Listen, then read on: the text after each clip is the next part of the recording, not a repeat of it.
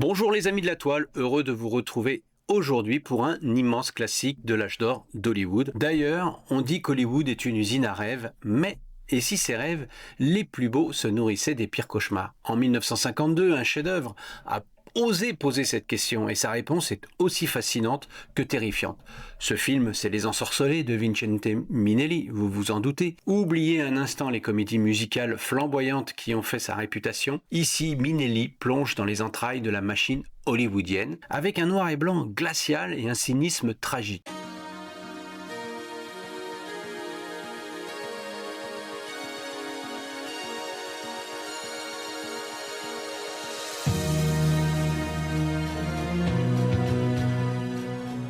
Au cœur du film, on trouve Jonathan Shields, un producteur de génie, charismatique, visionnaire, incarné par un Kirk Douglas au sommet de son art. Sauf qu'aujourd'hui, Shields est un paria, un homme déchu qui tente un dernier comeback. Pour ça, il a besoin de 3 personnes qu'il a autrefois façonnées, une actrice, un réalisateur et un scénariste. Le problème, ils le détestent. À travers leurs souvenirs, racontés en flashback, le film décortique la figure d'un monstre, celle d'un homme qui a bâti des carrières sur les ruines de ses relations humaines. Comme il dit, If you dream, dream big. Si tu rêves, rêve en grand. Alors Les Ensorcelés est-il une lettre d'amour empoisonnée à Hollywood, une critique féroce déguisée en mélodrame? Ou est-ce que, paradoxalement, ce portrait d'un milieu impitoyable est l'une des plus belles déclarations d'amour jamais faites au cinéma? Eh bien, c'est la question que je me suis posée pour construire cette rétrospective et que je m'apprête à vous poser à vous maintenant. Ce film fait-il, oui ou non, vraiment aimer le cinéma?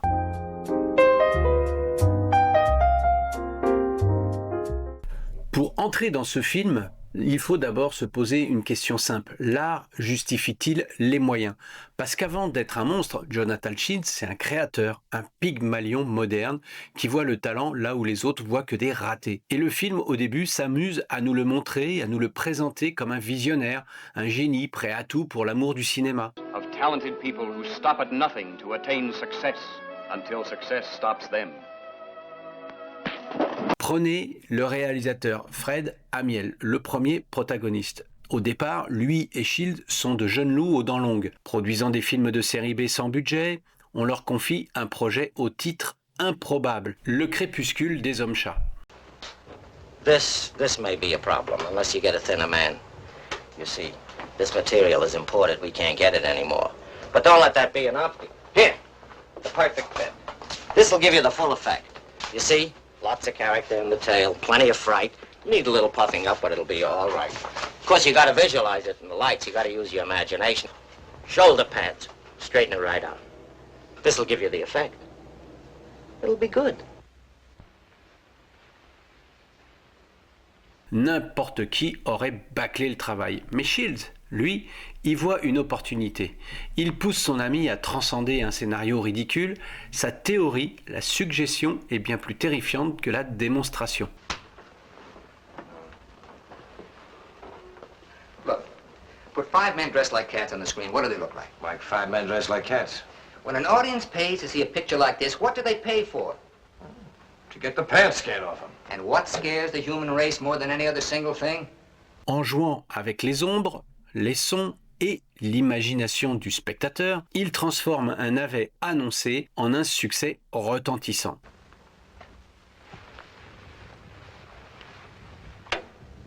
The dark, of course. And why?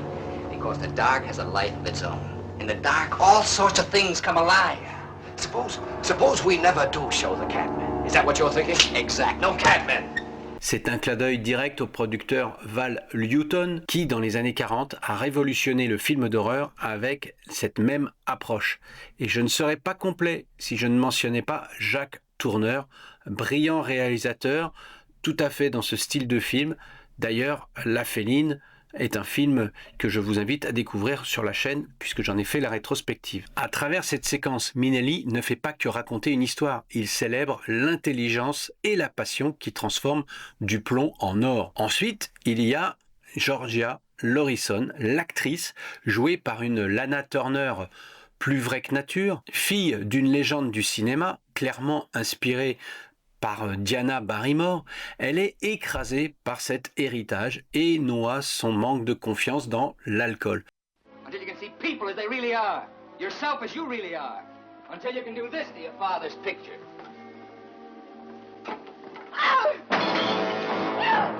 Personne ne la considère, elle est finie avant même de commencer.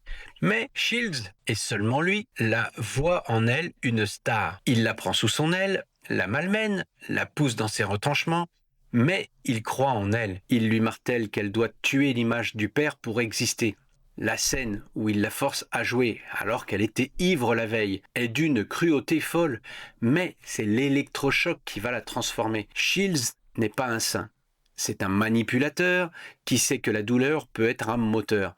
Il exploite sa fragilité pour en tirer une performance qui fera d'elle une icône. Je dirais presque qu'il se sacrifie quelque part. Mais si je dis ça, bon nombre vont monter au créneau pour dire « Ouh là là, qu'est-ce qu'il dit ?» Le film nous montre la naissance d'une star, non pas comme une conte de fées, mais comme une épreuve de feu orchestrée par un producteur qui voit l'art avant l'humain. Deux grandes scènes à retenir de ce flashback. Celui où Kirk Douglas s'approche de la piscine et jette sa future star dedans afin qu'elle dégrise.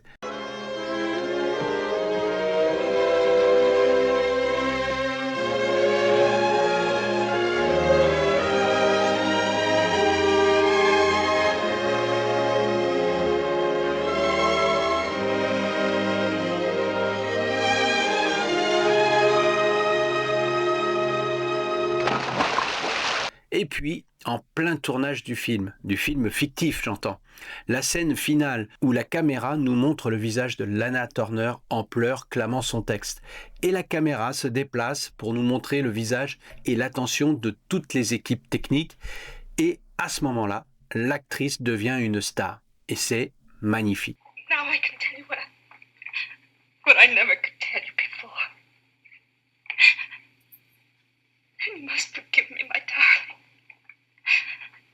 You must mind my cry. Now that it's too late.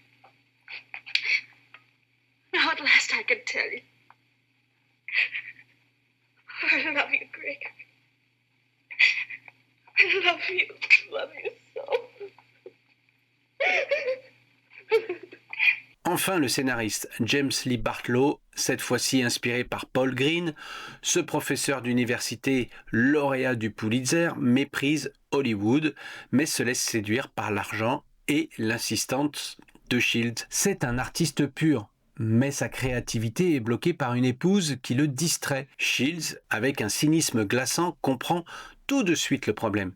Il va volontairement jeter un autre homme dans les bras de la femme de l'écrivain, sachant très bien que ça va créer un drame. Le résultat est même plus tragique que ça. Mais il libère le génie de Bartlow qui écrira son meilleur scénario. Dans chaque cas, la méthode est la même. Shields identifie la faiblesse, exploite sans pitié et obtient un chef-d'œuvre. C'est là que le film célèbre le cinéma avec une force incroyable. Il nous montre que les grands films ne naissent pas par magie. Ils sont le fruit d'une vision, d'une volonté de faire et parfois d'une certaine cruauté. Shields incarne une philosophie, cette philosophie. Il est la preuve que dans l'écosystème hollywoodien, le producteur n'est pas qu'un financier, mais le véritable architecte du film, celui qui pousse les talents à se dépasser, quitte à les briser.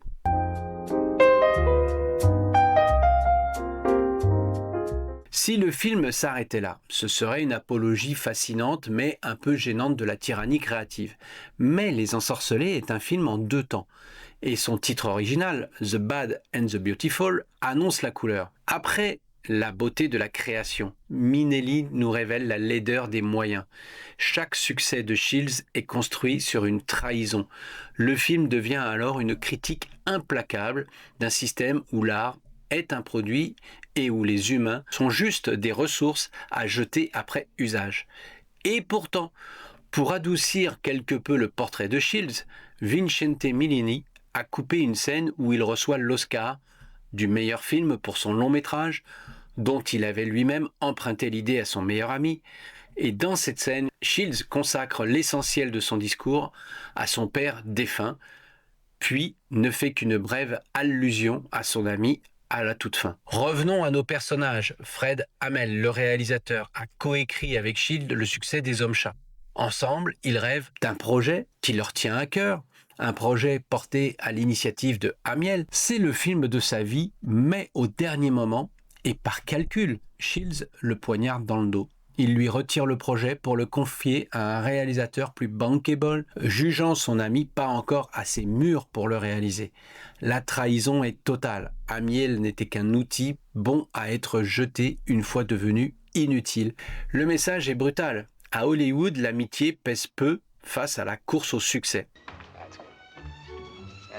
Telephone, Mr. Emil. Transatlantic, Paris. Jonathan Shields calling you. Who? Jonathan Shields. Number one. Bring the boom back to one. I'm sorry, Mr. Emil just left. L'histoire de Georgia Lorison est encore plus cruelle. Shields l'a fait star, mais il a aussi joué avec son cœur. Elle tombe éperdument amoureuse de lui. Le soir de la première de son film triomphal, alors qu'elle attend de célébrer avec son sauveur, il la rejette avec une froideur absolue, lui avouant qu'il ne l'a jamais aimée et qu'il avait même une liaison. Pire, il lui dit que tout ça n'était qu'une mise en scène pour la contrôler et obtenir d'elle la performance qu'il souhaitait. Il l'a construite pour mieux la détruire, la laissant seule au sommet, le cœur en miettes. Cette scène est d'une violence psychologique inouïe. Elle se termine par la fuite de Georgia en voiture. C'est une séquence désespérée qui symbolise une femme broyée par un homme et par un système.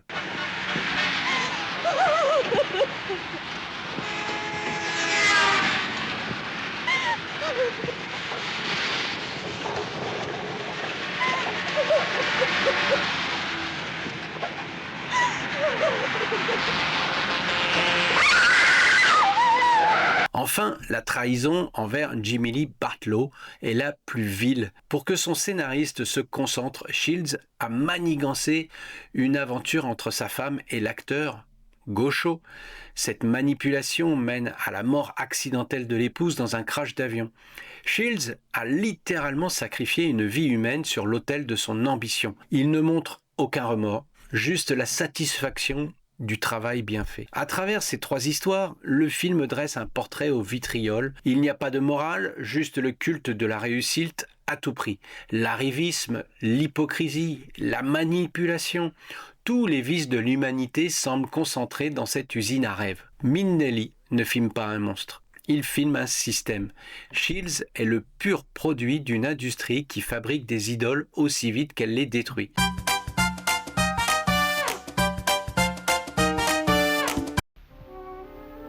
La tempête par les California Sunshine Boys.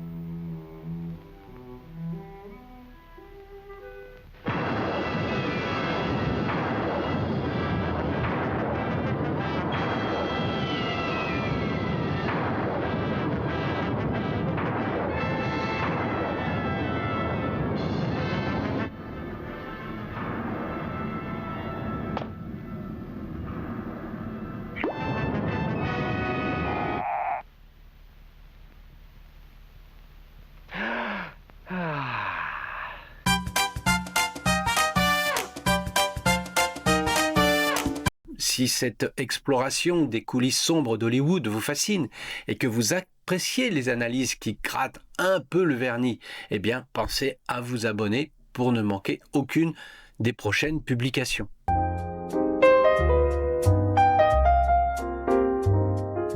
Alors comment Minnelli réussit-il ce tour de force? Nous faire détester un système tout en nous faisant aimer ce qu'il produit. La réponse se trouve dans les secrets de fabrication du film. En 1952, Minnelli est l'un des piliers de la MGM, le plus grand studio du monde. Il connaît ce système de l'intérieur, ses grandeurs comme ses misères, et Les Ensorcelés en est son témoignage. Le personnage de Jonathan Shields est un composite, mais beaucoup y ont vu les traits du producteur de David O. Selznick, un génie créatif connu pour son caractère tyrannique.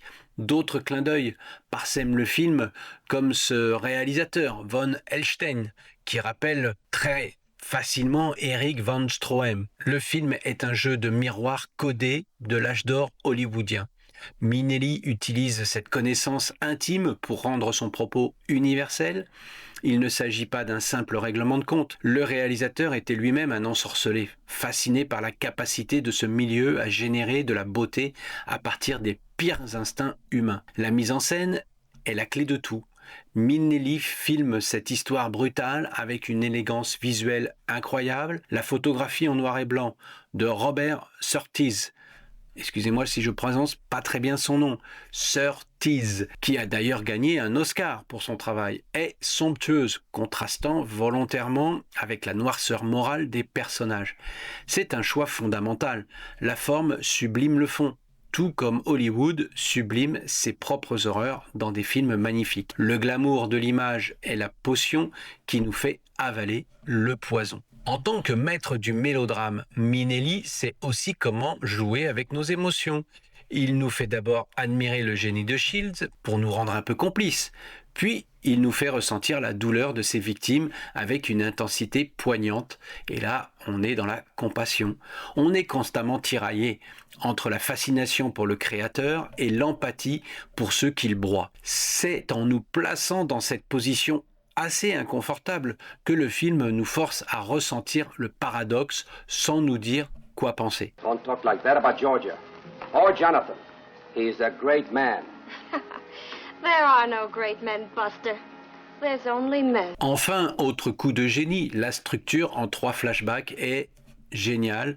Chaque histoire rend Shields à la fois plus monstrueux et plus compréhensible. On ne le voit jamais se justifier. Il n'existe qu'à travers le regard de ceux qu'il a ensorcelé. Et c'est ce qui le rend si captivant. Je dois aussi mentionner le compositeur David Raksin. Il avait aussi connu un certain succès avec la chanson du thème du film Laura en 1944. Et d'ailleurs, il s'indignait que le parolier reçoive à part égale les bénéfices. En conséquence, dans ce film, il insista pour que le thème d'amour ne soit uniquement qu'une version instrumentale. Ce fut un succès et la musique accompagne très justement toutes les scènes de ce film. D'ailleurs, le film a obtenu 5 Oscars et malgré sa nomination, Kirk Douglas ne l'a pas remporté.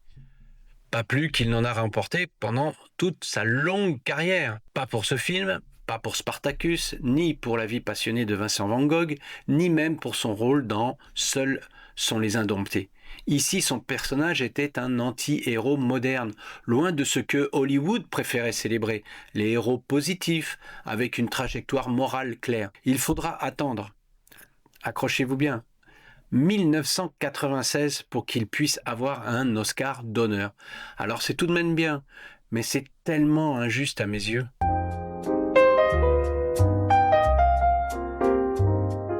Alors au final, Les Ensorcelés fait-il vraiment aimer le cinéma? La réponse, pour moi, vous vous en doutez, c'est oui. Un oui grand et entier. Vous doutez toujours de savoir si les films classiques comme celui-ci sont passés de mode? Eh bien, laissez-moi encore vous poser une question. Lorsque vous regardez un film moderne, un film d'aujourd'hui, combien de fois est-ce que vous prenez votre smartphone pour scroller tant l'ennui vous prend? Tant les acteurs ne vous fascinent pas tant que ça.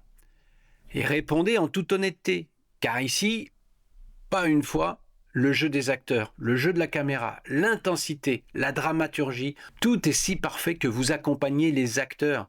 Vous êtes dans le film, vous n'avez pas besoin de votre smartphone pour scroller, jamais vous y pensez. Vous vous laissez pleinement porter par cette histoire. Alors répondez-moi si vous, avec ces nouveaux films, ça vous arrive pas de scroller. La scène finale est l'une des plus intelligentes et des plus ironiques de l'histoire du cinéma. Après avoir tous juré qu'ils ne retravailleraient jamais avec Shields, l'actrice, le réalisateur, le scénariste s'apprête à partir.